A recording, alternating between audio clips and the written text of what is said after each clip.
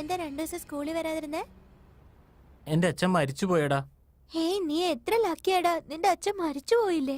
നിനക്ക് പഠിക്കണമെങ്കിൽ പഠിക്കാം, നിനക്ക് കളിക്കാൻ ഇഷ്ടമെങ്കിൽ കളിക്കാം, ഉറക്കം വരുമ്പോ കിടന്ന് ഉറങ്ങാം. ഇനി മുതൽ നിന്നെ ആരും അടിക്കില്ലല്ലോ. ഹലോ ഹലോ, ഞാൻ സഞ്ജുവിന്റെ സ്കൂൾ ടീച്ചറെ എന്താ സംസാരിക്കുന്നത്. മാർക്സ് കുറവാണോ? മാർക്സിനെ പറ്റിയല്ല. ഫീസോ അങ്ങനെ എന്തെങ്കിലും കാര്യമാണെങ്കിൽ എന്റെ വൈഫിനോട് സംസാരിച്ചോ. ഞാൻ കുറച്ച് ബിസിയാ. ഫോൺ വെക്കട്ടെ. ഹലോ, നമ്മൾ കരുതിയ പോലെ തന്നെ യോഗേഷ് ആ ടൈമിന് പ്രോജക്റ്റ് കംപ്ലീറ്റ് ചെയ്തു.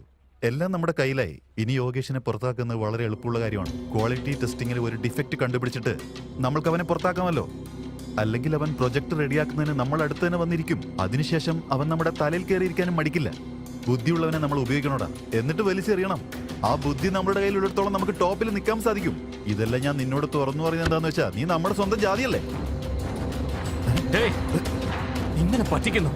ഈ പ്രോജക്റ്റിന് വേണ്ടി ഡേ നൈറ്റ് വർക്ക് ചെയ്ത് ഓൺലൈനിൽ ഡെലിവറി ചെയ്ത ആ ക്രെഡിറ്റ് എല്ലാം വേറെ ആർക്കെങ്കിലും കൊടുത്ത് നിങ്ങളുടെ ജാതിയിലുള്ള ആളുകളെ സപ്പോർട്ട് ചെയ്യുന്നു. ഈ പ്രോജക്റ്റിന് വേണ്ടി ഡേ നൈറ്റ് വീക്കെൻഡിൽ കൂടി വർക്ക് ചെയ്ത് ഫാമിലിയെ കാണാൻ പറ്റാതെ ഇരുന്ന് ഹെൽത്തിന്റെ കാര്യം പോലും നോക്കാതെ പ്രോജക്റ്റ് കംപ്ലീറ്റ് ചെയ്തപ്പോ എനിക്കെതിരെ തെറ്റായ റിപ്പോർട്ട് കൊടുക്കുന്നു. എന്റെ ഷർട്ടിൽ പിടിക്കാൻ I hate. നിന്നെ ഞാൻ എടുത്ത് പുറത്താക്കും. I kill you. I will show you who I am. പോടാ. ഇത്രയും കഷ്ടപ്പെട്ട് ചെയ്തിട്ട് എന്നെ പറ്റിക്കുന്നു. Okay, leave me alone. Okay, just leave it. Hello, എന്തിനെങ്ങനെ ടോർച്ചർ ചെയ്യുന്നേ? ഫോൺ കട്ട് ചെയ്ത ബിസിയാണെന്ന് മനസ്സിലാക്കാതെ പിന്നെയും വിളിക്കുന്നു. മിസ്റ്റർ യോഗേഷ്, നിങ്ങൾ ദേഷ്യപ്പെടണ്ട. നിങ്ങളുടെ മോൻ ഇവിടെ കിടന്ന് ചത്ത പോലും നിങ്ങളുടെ ഫ്രണ്ട്സിന്റെ അടുത്ത് പറഞ്ഞാൽ മതിയല്ലേ. ഇതുവരെ പ്രോബ്ലം നിങ്ങളുടെ മോനാണെന്നാ ഞാൻ വിചാരിച്ചേ. പക്ഷെ പ്രോബ്ലം മുഴുവൻ നിങ്ങൾക്കാ. നാളെ നിങ്ങളുടെ മോൻ സ്കൂളിലേക്ക് വരുമ്പോൾ നിങ്ങളും കൂടി വരണം. Okay, thank U.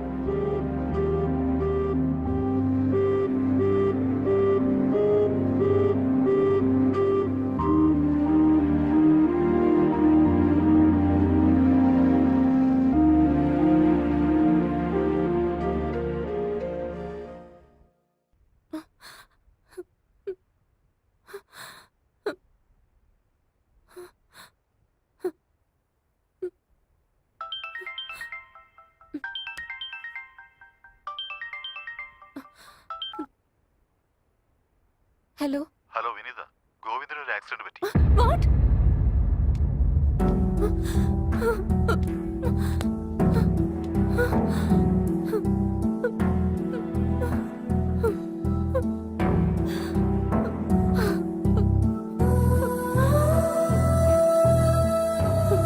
ഇവന് മദ്യപിക്കുന്ന സ്വഭാവം എന്ന് മുതലാ തുടങ്ങിയേ?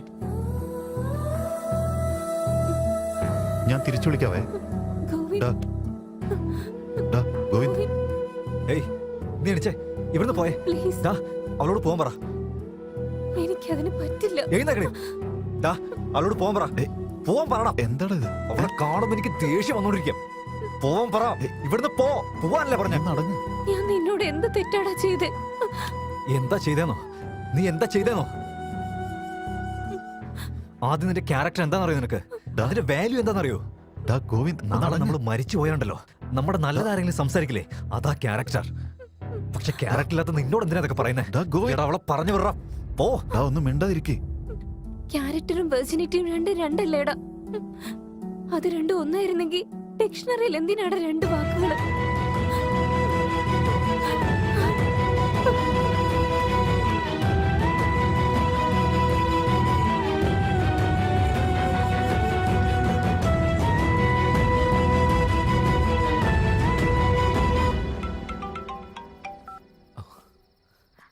ഇഷിത,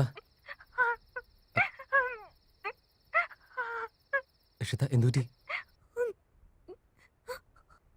മഹാദേവൻ മരിച്ചു പോയി ഋഷി.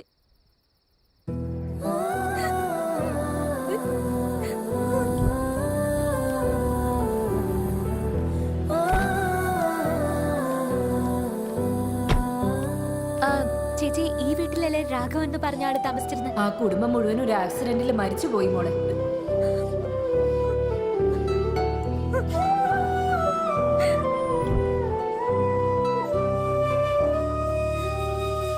മഹാദേവൻ മരിച്ചു എനിക്ക് വിശ്വസിക്കാനേ പറ്റുന്നില്ല. പക്ഷെ അവൻ ജീവനോടിരിക്കുകയാണെങ്കിൽ മുന്നിൽ വരാതിരിക്കും. ഇനി ഒരു പക്ഷെ എന്റെ അടുത്തേക്ക് വരുന്നത് അവൻ ഇഷ്ടപ്പെടുന്നില്ലെന്നാണ്. എനിക്കൊന്നും മനസ്സിലാകുന്നില്ല ഋഷി.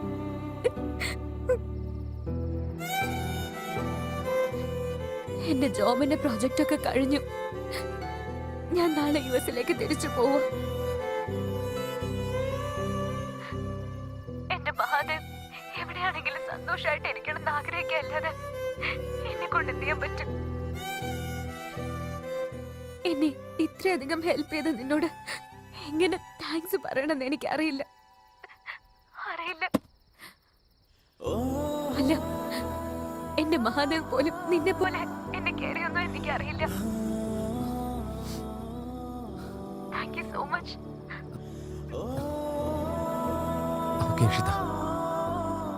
നീ എന്തായാലും ഹാപ്പി ആയിട്ട് യുഎസിലേക്ക് പോയിട്ടോ. അവിടെ നല്ലൊരു എന്നറിയെ കണ്ടുപിടിച്ച് അവനെ കല്യാണം കഴിച്ച് നന്നായിട്ട് സെറ്റിലായി ജീവിക്കാൻ നോക്ക്.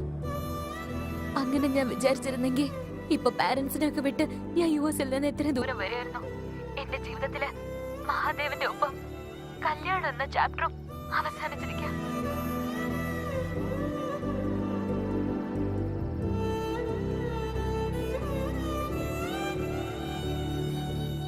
നാളെ ഈവനിങ് 4:30 എന്നെ എയർപോർട്ടിൽ നീ ഒന്ന് ഡ്രോപ്പ് ചെയ്യോ? ശരി. താങ്ക്സ്. ബൈ.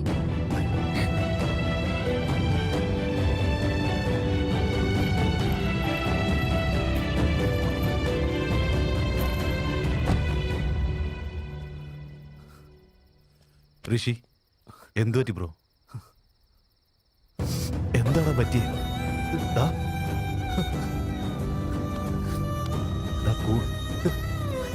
എന്താണ് പറ്റിയത്?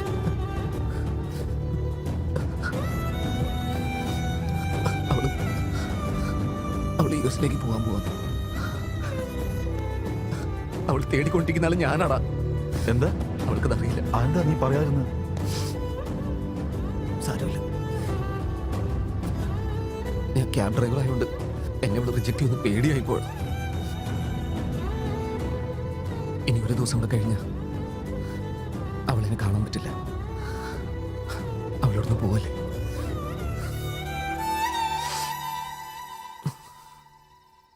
ഞാൻ പോയി പറയാടാ. ഞാനാണ് മഹാദേവ് എന്ന് പറയാൻ പോവാ. ഞാനിതിനു വേണ്ടി കോഡിംഗ് വരെ പഠിച്ചളിയാ. ഒറ്റ ചാൻസിൽ ഡിഗ്രി വരെ ഞാൻ എഴുതിയെടുത്തറ. എനിക്ക് ജോലി കിട്ടുമെന്ന് അവൾ അറിഞ്ഞു കഴിഞ്ഞാൽ അവൾ എന്നെ അക്സെപ്റ്റ് ചെയ്യുന്നൊരു കോൺഫിഡൻസ് എനിക്കുണ്ടോ. അവളോട് പറയാൻ പോവാ. ഞാൻ കാര്യം അവളോട് നേരിട്ട് പറയാൻ പോവാ. ഗോവിന്ദ്, നിന്നോടൊന്ന് സംസാരിക്കണം. ഗോവിന്ദ്, ഗോവിന്ദ്, ഒരു തവണയെങ്കിലും പറയുന്നത് കേൾക്കൂ. വരുൺ, എന്നെ വെറുതെ irritate ഗോവിന്ദ്, ചെയ്യരുത്. ദയവ് നീ ചെയ്ത് പോ ഞാൻ പറയുന്നത് കേൾക്ക് പ്ലീസ്. എന്റെ ഫ്ലൈറ്റിന് ഇനി 2 മണിക്കൂറുണ്ട്. നിങ്ങളോട് ഒരു പ്രധാനപ്പെട്ട കാര്യം പറയാനാണ് ഞാൻ വന്നത്. പ്ലീസ്. എന്റെ ലൈഫിൽ നിനക്ക് ഒരു ഇമ്പോർട്ടൻസും ഇല്ല. Get lost.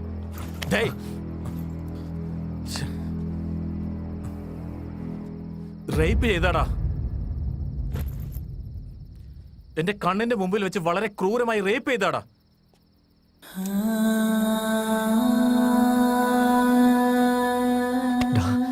എന്താ നീ പറയുന്നത്?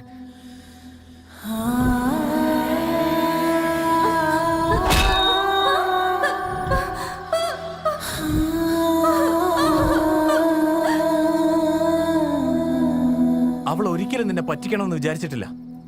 അങ്ങനെ വിചാരിച്ചിരുന്നെങ്കിൽ ഇപ്പോഴും നിനക്ക് ഈ കാര്യം അറിയില്ലായിരുന്നു. അന്ന് ഹോസ്പിറ്റലിൽ പോലും നിന്നെ കാണാൻ വന്നത് നിനക്ക് എന്തു പറ്റിയെന്ന് അറിയാനാ, അല്ലാതെ നിന്നെ കല്യാണം കഴിക്കാനല്ല. അപ്പൊ പോലും തെറ്റ് എന്റെ മേലാണെന്ന് ഞാൻ പറഞ്ഞതാ. ഞാൻ കല്യാണം കഴിക്കാന്ന്.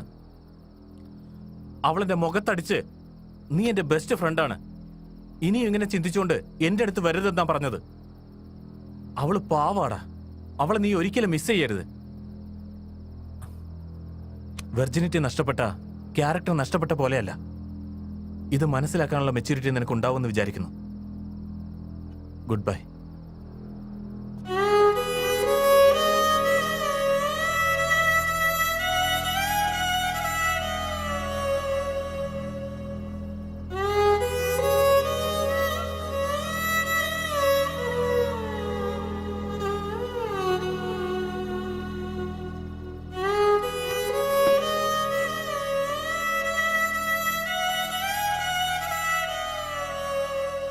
സ്നേഹം കണ്ടില്ലടാ.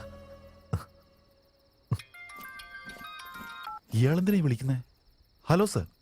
ഹായ് ഭരത്, എങ്ങനെയുണ്ട് പുതിയ പ്രോജക്റ്റ്? എങ്ങനെയുണ്ടെന്നോ? സാറ് വർക്ക് തന്നാലേ എനിക്ക് ചെയ്യാൻ പറ്റൂ. നിനക്ക് വർക്ക് തന്നാ നീ എന്താ ചെയ്യാൻ പോകുന്നതെന്ന് എന്റെ പഴയ ബാച്ച്മേറ്റ്സ് പറഞ്ഞടാ. ബൈ ദ വേ, സാലറി നിനക്ക് കിട്ടിയില്ലേ? ഫസ്റ്റ് വീക്ക് ഗ്രാൻഡായി എൻജോയ് ചെയ്യാം. ഇല്ല സാർ, ഇപ്രാവശ്യം എന്നെ വിട്ടിട്ട് സാർ വേറെ ആരെങ്കിലും ഏൽപ്പിച്ചേക്ക്. എന്താ നീ ഇങ്ങനെ പറയുന്നേ? എന്തോന്നാലും നിനക്ക് ജോലിയൊന്നും ചെയ്യേണ്ടി വന്നില്ലല്ലോ. എന്ത് ജോലി ചെയ്തില്ലെന്നോ? പോത്തിനെ പോലെ സാർ ഞാൻ ജോലി ചെയ്തേ. ഏത് സോഫ്റ്റ്വെയർ ആയാലും ആഴ്ചയിൽ 48 മണിക്കൂറേ ജോലി ചെയ്യുള്ളൂ. ഞാൻ 68 മണിക്കൂറാണ് ജോലി ചെയ്തേ. ലോകത്തിൽ ആരും എന്നെ പോലെ ഉണ്ടാവില്ല സാർ. വീക്കെൻഡിൽ പോലും ജോലി ചെയ്ത് എന്നോട് സാർ ഇങ്ങനെ എന്നെ പറയണം കേട്ടോ. ഇല്ല സാർ, സാർ വേറെ ആരെങ്കിലും നോക്കിക്കോ. ജോലി ചെയ്തെന്നാ? നീ എവിടെ ജോലി ചെയ്തെന്നാ? നമുക്ക് പാർട്ടി എൻജോയ് ചെയ്യാന്നാ. എന്താ സാർ പാർട്ടിയോ? കൊള്ളാലോ. നിങ്ങൾ ബോധമില്ലാണ്ട് കിടന്നപ്പോ നിങ്ങളെ ബെഡ്ഷീറ്റ് മാറ്റണം, പ്ലേറ്റ് കഴുകണം, സൂട്ട് കഴുകണം, നിന്റെ മുഖം കഴുകണം. ഇതാണോ എന്റെ ജോലി? വേണ്ടടാ, നീ ഫുള്ള് പഠിച്ചിട്ട് വാള് വെക്കും. ഞാൻ കുടിച്ചിട്ട് നീ കണ്ടിട്ടുണ്ടോ? ഞാൻ കുടിച്ചത് വെറും പച്ച വെള്ളടാ. പിന്നെ ഞാൻ എങ്ങനെയാ ബോധമില്ലാത്തവനാവുന്നേ? നീ ഓവറായിട്ട് കുടിച്ചിട്ട് എന്റെ പോക്കറ്റ് കാലിയാക്കി. നീ എപ്പോഴും ഇങ്ങനെ കുടിച്ചോണ്ടിരുന്ന എന്റെ പോക്കറ്റ് കാലിയാവത്തേ ഉള്ളൂ. എന്തടാ നീ എന്നെ ഇടാന്ന് വിളിക്കുന്ന? നിനക്ക് കുറച്ച് അഹങ്കാരം കൂടുന്നുണ്ടല്ലോടാ. നിനക്കൊരു കാര്യം അറിയില്ല. പ്രോജക്റ്റിൽ നിന്ന് നിന്നെ മാറ്റിക്കഴിഞ്ഞാല് ജോലിയില്ലാതെ റോഡിൽ കൂടെ നീ തെണ്ടി നടക്കേണ്ടി വരും. പോണെങ്കിൽ പോട്ടടാ. എനിക്ക് ആവശ്യമുണ്ടെങ്കിൽ തട്ടുകടയിൽ ദോശ ഉണ്ടാക്കും, മുളക് ഉണ്ടാക്കും, പെട്ടിക്കട വെക്കും. ചിലപ്പോ ഞാൻ കടല വിറ്റും ജീവിക്കടാ. വെക്കടാ ഫോണും വിവരമില്ലാത്തവനെ. ഇവൻ ഭയങ്കര അഹങ്കാരിയായിട്ടുണ്ട്.